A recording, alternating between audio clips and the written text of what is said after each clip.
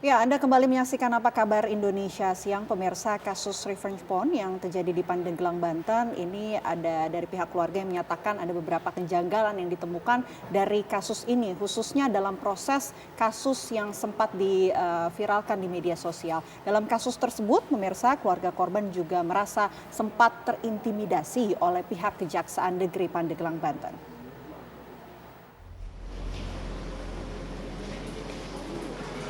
Dalam kasus ini, korban yang merupakan perempuan berinisial Ika berusia 23 tahun, sedangkan pelaku bernama Alwi Hussein Maulana berusia 22 tahun merupakan mantan pacar korban.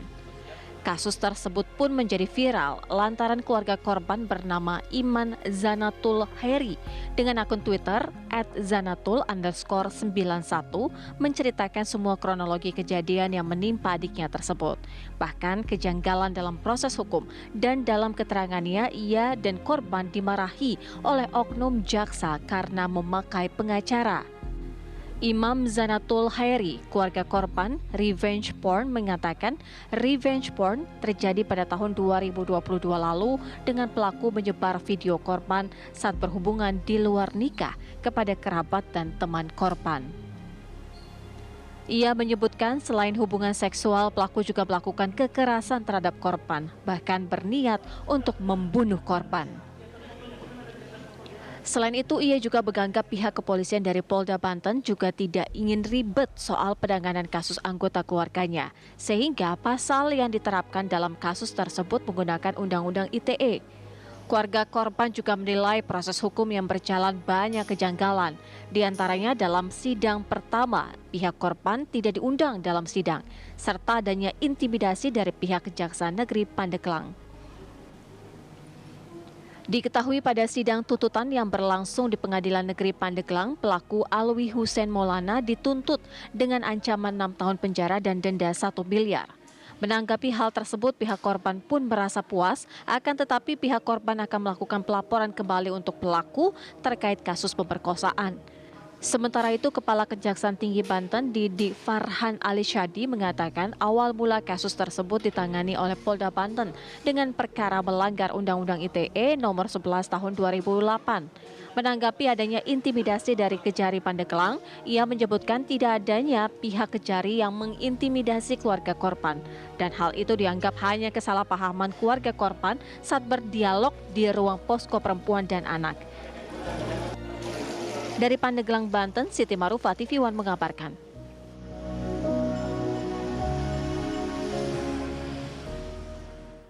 Ya, pemirsa, kita akan memperdalam kasus porn revenge atau balas dendam dengan menyebarkan konten pornografi di Pandeglang. Ini kami sudah bersama dengan narasumber Iman Zanatul Heri ini sebagai kakak korban dan juga sudah bergabung secara virtual adalah Kajati Banten Didik Farhan Ali Syahdi.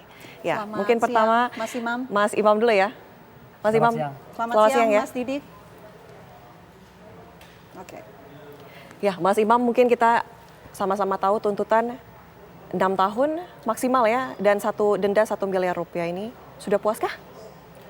Mengingat apa yang dialami oleh adik saya sih, saya tidak puas. Keluarga tidak puas dengan hal tersebut. Karena tuntutan 6 tahun itu kan memang sudah seharusnya. Memang dengan apa yang dilakukan oleh pelaku, memang dia secara UITE ya, memang seharusnya mendapatkan hukuman yang maksimal. Tetapi kan belum semuanya dihukum ya. Tentu saja kami ingin semua penderitaan adik kami ya mendapatkan keadilan tentu saja. Ini kan mungkin kita lihat Undang-Undang ITE yang menjerat sang pelaku begitu ya. Betul. Kenapa kami mau sempat membaca suatu informasi begitu Mas Iman, ini mungkin bisa dikonfirmasi juga. Akan melapor kembali untuk menjerat sang pelaku dengan Undang-Undang kekerasan seksual? Betul, itu hasil diskusi kami dengan keluarga rencananya dan juga dengan kuasa hukum tentu saja.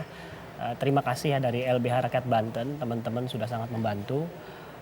Dan juga banyak sebetulnya dari LBH-LBH lain ya yang juga setelah viral mereka ingin bergabung dengan koalisi gitu. tentu saja kami sedang mengarahkan ke sana. Tentu Oke. diperlukan kesiapan ya keluarga, mental, material, non material ya. Oke, Mas Iman begini, kita tarik lagi ke belakang deh. Kasus ini Mas Iman dan juga keluarga dan adik mengatakan bahwa ini adalah pelecehan seksual, pemerkosaan Mas. Dari mana pihak adik tuh bisa mengatakan demikian? Mungkin bisa diceritakan apa sih yang dialami adik pada saat itu? Iya, yang dialami adik saya adalah diperkosa tentu saja, dipaksa, lalu divideokan. Setelah divideokan kemudian diancam-ancam karena pelaku tidak ingin melepaskan adik saya dalam genggamannya, dalam kekuasaannya. Terus menerus seperti itu selama kurang lebih 3 tahun. Ini berdasarkan keterangan terhadap keluarga ya. Kabarnya juga sempat diperas ya adik dari Mas Iman. Iya, dari beberapa percakapan chat yang kami kumpulkan itu juga ada beberapa permintaan sejumlah uang ya. Ada uang yang 50.000, sekian ratus ribu. Keperluannya yang macam-macam, ada yang untuk main game online termasuk itu. Berapa Saya sih lupa, Mas? 50.000 tadi. 50.000 ada, lalu juga berapa ratus ya saya lihat 800 ya. Saya ada bukti screenshotnya gitu. Katanya untuk apa ya? Saya lupa itu. Termasuk game online itu ya, apa namanya, skin transformer. Kebetulan saya nggak ngerti ya. Oke, artinya pengancaman dilakukan oleh sang pelaku kepada adik Mas Iman yang selaku korban begitu ya. Lantas ini pengancaman kemudian sempat meminta uang, ada ruda paksa yang juga dilakukan.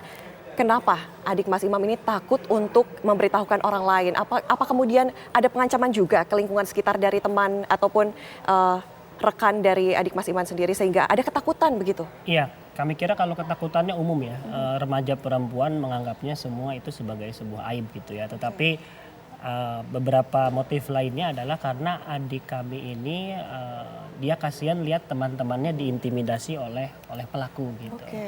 Ada teman-temannya yang dipukuli, diintimidasi gitu oleh pelaku. Jadi ada rasa solidaritas juga, tapi mungkin dia malah mengorbankan dirinya gitu, kira-kira begitu. Oke. Baik, tadi Mas Iman juga sempat mengatakan bahwa ada mungkin menduga intervensi begitu yang dilakukan oleh pihak dari Kajari begitu, benar Mas Iman? Betul. Apa saja mungkin bisa diceritakan sedikit dulu ini? Intervensi apa yang dirasakan ini? Sebetulnya ini berawal dari proses sidang yang tidak informatif ya. Jadi kami dari kuasa hukum, keluarga ini mengalami keanehan ya. Pada saat kasus ini bergulir P21 untuk selanjutnya kami tidak tahu bahwa kasus ini disidangkan. Oke. Kenapa kami tahu? Kami tahu ketika mendapatkan undangan pada sidang kedua. Jadi pada sidang kedua kami hadir, kami kira sidang pertama. Ternyata sudah sidang kedua. Sudah sidang kedua. Oke. Itu kalau tidak salah 16 Mei sidang pertamanya. Kami baru tahu tanggal 29 Mei untuk undangan sidang kedua tanggal 30 Mei. Itu pun diundur baru terjadi tanggal 6 Juni. Gitu. Itu sudah keanehan kan. Ya. Lalu juga ketika adik kami ini akan menjadi saksi di sidang kedua, itu sempat di briefing oleh pihak kejaksaan dan jaksa penuntutnya. Disitulah saya tanya bagaimana apa yang disampaikan. Yang disampaikan nasihat-nasihat, tapi kok arahnya kayak memaafkan, Anda harus bijaksana, harus mengikhlaskan. Kok saya bilang, kok seperti itu? Saya bilang ini kan harusnya menuntut ya, bukan bicara ikhlas. Itu kan urusannya ustadz ya, ustadz, ulama gitu ya, bukan urusan jaksa gitu. Kita akan konfirmasi ini. Sudah bergabung juga bersama kami Pak Didik, Kepala Kajari dari Banten, Pak Didik Farhan. Namun Pak Didik ini menarik sekali ada intervensi yang dikatakan oleh keluarga dari korban. Pak mungkin nanti bisa konfirmasi kembali ya kepada kami dan juga pemirsa Apa Kabar Indonesia Siang usai jeda. Tetaplah bersama kami pemirsa. Anda masih menyaksikan Apa Kabar Indonesia Siang. Pemirsa, kembali kami ajak Anda untuk melanjutkan dialog hari ini. Sudah ada Mas Iman, tadi kita sudah mendengarkan pernyataan Mas Iman. Saya sekarang mau ke Pak Didik terlebih dahulu selaku Kajati Banten. Pak Didik, ini tadi pihak keluarga sudah menyampaikan ada beberapa keanehan ya Pak, mulai dari persidangan yang dialami oleh pelaku tersebut. Salah satunya pihak keluarga tidak diundang, tidak dilibatkan pada sidang pertama. Baru tahu pada sidang kedua. Ini seperti apa dari Kajati Banten menanggapi hal tersebut? Terima kasih Mbak Vena. Kami dari Kejaksaan Tinggi Banten sebelumnya menyampaikan, salam kenal Mas Iman juga. Kami dalam perkara ini sudah memerintahkan Aspidum untuk mengeksaminasi ataupun memeriksa seluruh proses penanganan perkara sampai dari pra penuntutan sampai sidang kemarin. Dan terakhir kemarin adalah tuntutan sudah maksimal 6 tahun. Nah, terkait dengan beberapa tadi yang dianggap keanehan oleh keluarga korban, memang dapat kami sampaikan bahwa perkara ini memang awalnya penyidikan dari Polda. Memang sejak awal perkara ini mungkin karena dilaporkan videonya ini, video yang mentransmisikan, mendistribusikan konten yang bermuatan asusila. Sehingga berkas perkara yang kita terima pun dari Polda adalah perkara Undang-Undang ITE. Nah, kemudian sudah dianggap P21 lengkap, kemudian dilimpah sesuai dengan lokus delikti, dilimpah ke Pengadilan Kejaksaan Negeri Pandeglang. Nah, awalnya dari dalam dakwaan ini terungkap bahwa tadi sudah disampaikan bahwa tahun 2021 di rumah, sekali lagi di rumah terdakwa ya, di rumah terdakwa, korban datang di rumah terdakwa, main, kemudian waktu itu terjadilah hubungan itu yang divideokan. Kemudian dalam hubungan pacaran mereka, sesuai dakwaan ini yang ada, setiap kali mereka mau putus, itu diancamlah pakai video itu. Nah, terkait setelah sidang, Mbak Bena, bahwa memang sidang pertama dimanapun itu memang berisi dakwaan. Dakwaan itu memang belum memanggil korban. Memang dalam KUHP yang pertama kali diperiksa adalah saksi korban. Biasanya memang di sidang kedua. Nah itu Pak, jadi tidak ada keanehan memang. Itu KUHP memang mengatur begitu, bahwa yang untuk sidang dipanggil adalah saat pemeriksaan saksi itu, dan sudah dilakukan pemanggilan untuk diminta keterangan itu. Nah, untuk mengetahui memang di pengadilan ini ada SIPP ya, Sistem Informasi di Pengadilan, itu sudah ada itu tentang jadwal sidang itu sudah ada semuanya, kapan tahapannya semua sudah ada. Jadi untuk yang dikatakan kenapa sidang pertama tidak diberitahukan, memang dalam KUHP seperti itu. Tahap awal adalah dakwaan, yang untuk korban memang biasanya dipanggil saat akan dimintai keterangan sebagai saksi. Ya memang pertama kali yang dipanggil sebagai diminta keterangan adalah saksi korban. Nah, itu sudah benar itu. Artinya Teman-teman jaksa itu. Nah, Pak Didik, kemudian apalagi mungkin yang dianggap keanehan tadi Mbak Bena. Pak Didik, ini artinya untuk sidang dakwaan ini bagaimana caranya bagi para korban ini untuk mengetahui bahwa sidang tersebut sedang dilaksanakan? Artinya apa, harus menuju ke laman Kajati sendiri atau seperti apa Pak? Lantas untuk pertanyaan kedua juga nih Pak, dikatakan bahwa ada satu mungkin jaksa begitu ya, diduga ini mengatakan bahwa sudah maafkan saja. Apakah itu lazim Pak terhadap korban mengatakan hal itu? Begini, sebenarnya di KUHP itu wakil dari korban itu ya jaksa itu. Kita yang mewakili kepentingan, jadi kita yang mewakili korban itu adalah jaksa.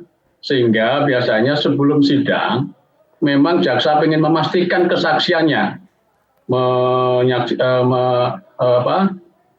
apakah sesuai dengan itu, misalnya ketemu kesaksiannya gimana, karena memang apa yang ia nyatakan sidang apakah sesuai dengan BAP kan itu. Jaksa yang misalnya karena mewakili hubungan korban dengan jaksa itu memang di KUHP seperti itu, wakil daripada korban adalah jaksa, itu Mbak Bena. Jadi tidak harusnya ya memang jaksa harus sudah tahu apa yang dinyatakan apa di dalam berkas, apakah sudah sesuai, itu biasanya mencocokkan. Itu biasa ada, bukan keanehan itu. Baik. Seperti itu Mbak. Oke, baik, itu dari Pak Didik. Mas Iman, ada yang ditanggapi nih berdasarkan keterangan pernyataan yang disampaikan oleh Kajati Banten? Atau mungkin masih adakah unek-unek atau dugaan-dugaan gitu? Mumpung ada Pak Didik di sini, mungkin bisa langsung. Iya, Pak Didik, suara saya terdengar mungkin ya. Saya memiliki kepercayaan terhadap kejaksaan sebelumnya ya, bukan sekarang. Sebelumnya saya datang ke sebuah posko PPA Kejaksaan. Saya datang ke sana dengan itikat baik bahwa meskipun sidang sedang berlangsung untuk UITE, saya ingin berkonsultasi. Kira-kira kalau memang fakta yang ditemukan oleh keluarga ya, bukan pengadilan, adalah terjadi pemerkosaan, kekerasan seksual dan lain sebagainya, kira-kira adakah nasihat dari pihak kejaksaan?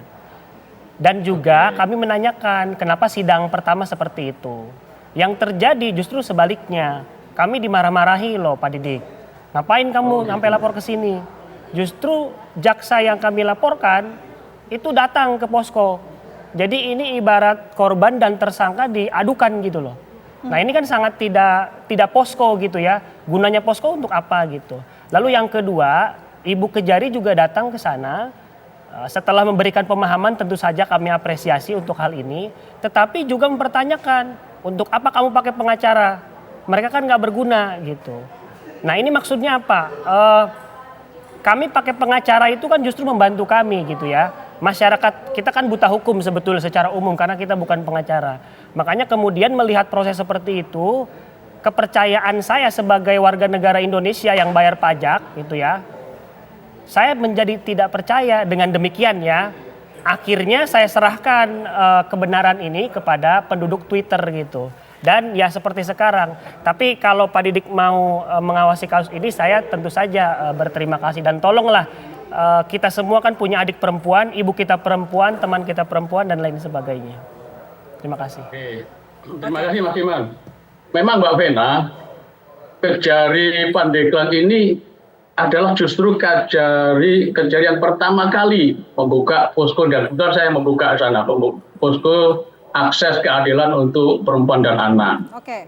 Dan itu saya tahu betul luar biasa Kejari ini concern pada kasus-kasus seperti ini. Sehingga sebelumnya juga ada kasus yang sejenis yang orangnya melarikan diri dan tidak didorong dan sekarang sudah tertangkap. Nah, memang saya lihat, saya tangkap memang sebelum di posko itu ada kesalahpahaman. Memang mungkin gini Mas Iman ya, saya mohon maaf kalau saya apresiasi kalau saya melapor ini ya.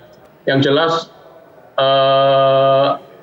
di posko itu sudah dijelaskan bahwa memang sebenarnya wakil dari korban itu sudah jaksa. Mungkin teman-teman melihat, tapi nggak apa-apa sebenarnya, ada pengacara nggak masalah. Tetapi memang sudah ada wakilnya. Nah nanti saya sampaikan, aku udah ngomong sama teman-teman, silahkan ada pengacara nggak masalah. Memang selama ini belum banyak ya yang wajib didampingi selama ini. KUHP itu pasal 56 itu memang harusnya terdakwa memang. Nah, dalam kasus tertentu ada lawyer, silahkan, nggak masalah. Kami tidak akan pernah melarang untuk itu. Kami nanti akan koreksi teman-teman kalau memang ada ucapan seperti itu. Maka kami turunkan tim eksaminasi kepada teman-teman seharusnya bagaimana di posko itu. Nah, memang waktu itu saat kita dalami periksa katanya Pak Mas Iman menyampaikan gimana ini yang pemerkosaannya kan gitu. Nah, memang ini kasus teman-teman jaksa otomatis karena udah biasa dengan pembuktian nyeplos ya apa nanti gimana pembuktian visum yang udah 3 tahun mungkin itu ya. Jadi baik. Saya pikir itu hanya kesalahpahaman antara teman-teman dengan korban mungkin karena sejak awal sudah karena merasa yang tadi saya sebelumnya disampaikan merasa dikeluarkan dari ruang sidang. Ya, saya sampaikan memang karena kasus ini ada ITE-nya itu yaitu mentransmisikan, mendistribusikan konten yang berbau asusila sehingga sidang dinyatakan tertutup oleh hakim. Baik, terima kasih Pak Didik. Terima kasih. Siapapun disuruh keluar. Jadi baik, kalau Pak Didik terima kasih sudah memberikan waktunya, kemudian mengkonfirmasi juga akan memberikan tim eksaminasi betul ya Pak ya di Kajati Banten. Terima kasih ya Pak sudah memberikan informasi. Ya, kita akan mulai pra penuntutan sampai tuntutan apakah sudah sesuai SOP apa. Kita lakukan eksaminasi Mbak. Baik, terima kasih Pak Didik, terima kasih juga Mas Iman. Semoga tadi sedikit banyak menjawab begitu ya. Sedikit menjawab, mudah-mudahan kasus ini bisa segera mendapatkan penyelesaian sesuai keinginan keluarga ya, sesuai dengan keadilan. Terima kasih banyak Mas Iman, sehat selalu Mas. Sehat selalu. Pak Didik terima kasih. Ya pemirsa, apa kabar Indonesia Siang masih akan kembali usai jeda untuk Anda. Sesaat lagi tetaplah bersama kami.